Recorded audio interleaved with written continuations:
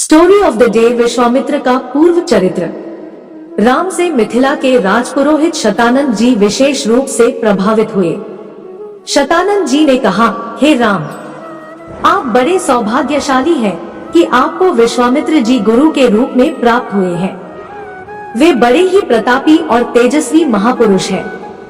ब्राह्मणत्व की प्राप्ति के पूर्व ऋषि विश्वामित्र बड़े पराक्रमी और प्रजावत्सल नरेश थे। प्रजापति के पुत्र कुश, कुश के पुत्र कुशनाभ और कुशनाभ के पुत्र राजा गाधी थे। ये सभी शूरवीर, पराक्रमी और धर्मपरायण थे।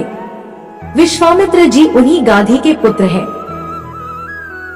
एक बार राजा विश्वामित्र अपनी सेना के साथ वशिष्ठ ऋषि के आश्रम में गए। क्योंकि उस समय वशिष्ठ जी ईश्वर भक्ति में लीन होकर यज्ञ कर रहे थे, विश्वामित्र जी उन्हें प्रणाम करके वहीं बैठ गए।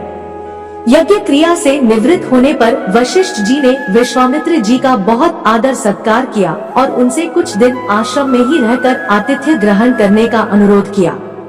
इस पर यह सोचकर कि मेरे साथ विशाल सेना है और सेना सहित मेरा आतिथ्य करने में वशिष्ठ जी को कष्ट होगा, विश्वामित्र जी ने नम्रता पूर्वक विदा होने की अनुमति मांगी। किंतु वशिष्ठ जी के अत्यधिक अनुरोध करने पर थोड़े दिनों के लिए राजा विश्वामित्र को उनका आतिथ्य स्वीकार करने के लिए विवश होना पड़ा। राजा विश्वामित्र के आतिथ्य स्वीकार कर लेने पर वशिष्ठ जी ने कामधेनु गौ का आह्वान किया और उससे विश्वामित्र तथा उनकी सेना के लिए 6 प्रकार के व्यंजन तथा समस्त प्रकार की सुविधाओं की व्यवस्था करने की प्रार्थना की।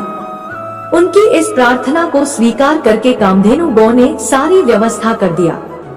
वशिष्ठ जी के अतिथि सत्कार से राजा विश्वामित्र और उनके साथ आए सभी लोग बहुत प्रसन्न हुए। कामधेनु गौ का चमत्कार देखकर विश्वामित्र के मन में उस गौ को प्राप्त कर लेने की इच्छा जागृत हुई और उन्होंने वशिष्ठ जी से कहा कि ऋषि श्रेष्ठ, कामधेनु जैसी गौ तो किसी वनवासी के पास नहीं वरन राजा महाराजाओं के पास ही शोभा देती है। आका, आप इसे मुझे दे दीजिए। इसके बदले में मैं आपको सहस्त्रों स्वर्ण मुद्राएं दे सकता हूँ। इस पर वशिष्ठ जी बोले कि राजन, यह गौ ही मेरा जीवन है और इसे मैं किसी भी कीमत पर किसी को नहीं दे सकता। वशिष्ठ जी के इस प्रकार कहने पर विश्वामित्र ने बलात् उस गौ को पकड़ लेने की आज्ञा दे दी और सैनिकगण उस गौ को डंडे से मार मार कर हाँकने लगे। कामधेनु गौ ने क्रोधित होकर अपना बंधन छुड़ा लिया और वशिष्ठ जी के पास आकर विलाप करने लगी। वशिष्ठ जी बोले कि हे कामधेनु, मैं इस राजा को शाप भी नहीं दे सकता क्योंकि यह राजा मेरा अतिथि है और इसके पास विशाल सेना होने के कारण इससे युद्ध में भी विजय प्राप्त नहीं कर सकता। मैं अत्यंत विवश हूँ। वशिष्ठ जी के इन वचनों को सुनकर कामधेनु ने कहा कि हे ब्रह्मर्षि, क्या एक ब्राह्मण के बल के सामने क्षत्रिय का बल कभी श्रेष्ठ हो सकता है? आप मुझे आज्ञा दीजिए, मैं एक क्षण में इस क्षत्रिय राजा को उसकी विशाल सेना से नष्ट कर दूंगी। कोई अन्य उपाय न देखकर वशिष्ठ जी ने कामधेनु को अनुमति दे दी। आज्ञा पाते ही कामधेनु ने योगबल से पहनव सैनिकों की एक सेना उत्पन्न कर दिया और वह सेना विश्वामित्र की सेना के साथ युद्ध करने लगी। विश्वामित्र जी ने अपने पराक्रम से समस्त पहनव सेना का विनाश कर डाला। इस पर कामधेनु ने सहस्त्रों शक, हूण, बर्वर, यवन और काम्बोज सैनिक उत्पन्न कर दिया।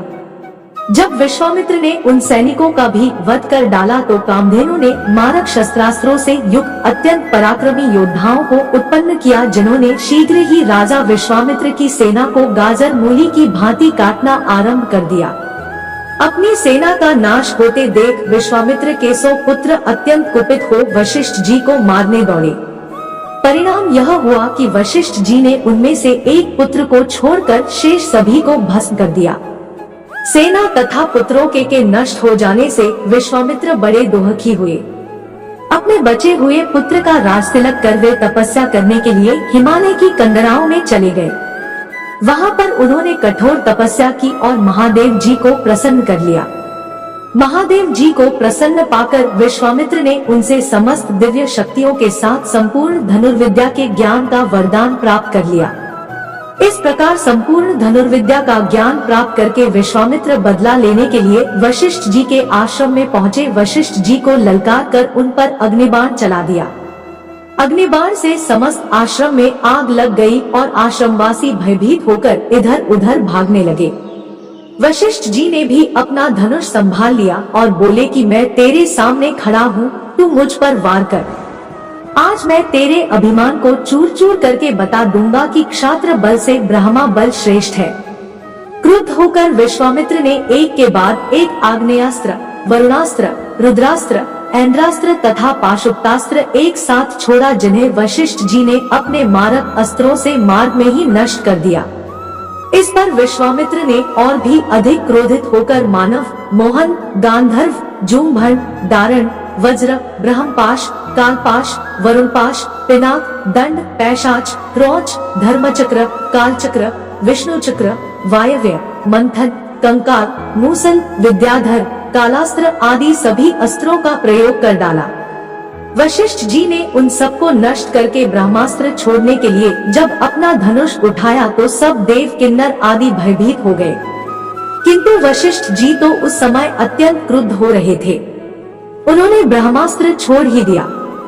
ब्रह्मास्त्र के भयंकर ज्योति और गगनभेदी नाद से सारा संसार पीड़ा से तड़पने लगा। सब ऋषि मुनि उनसे प्रार्थना करने लगे कि आपने विश्वामित्र को परास्त कर दिया है, अब आप ब्रह्मास्त्र से उत्पन्न हुई ज्वाला को शांत करें। इस प्रार्थना से द्रवित होकर उन्होंने ब्रह्मास्त्र को वापस बुलाया और मंत्रों से उसे शांत किया।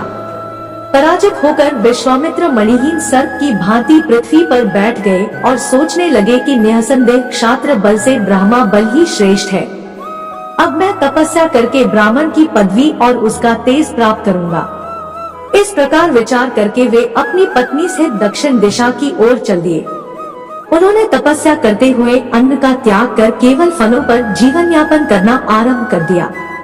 उनकी तपस्या से प्रसन्न होकर ब्रह्मा जी ने उन्हें राजर्षि का पद प्रदान किया। इस पद को प्राप्त करके भी यह सोचकर कि ब्रह्मा जी ने मुझे केवल राजर्षि का ही पद दिया, महर्षि देवर्षि आदि का नहीं, वे दुखी ही हुए। वे विचार करने लगे कि मेरी तपस्या अब भी अपूर्ण है, मुझे एक बार फिर से घोर तपस्या करना चाहिए।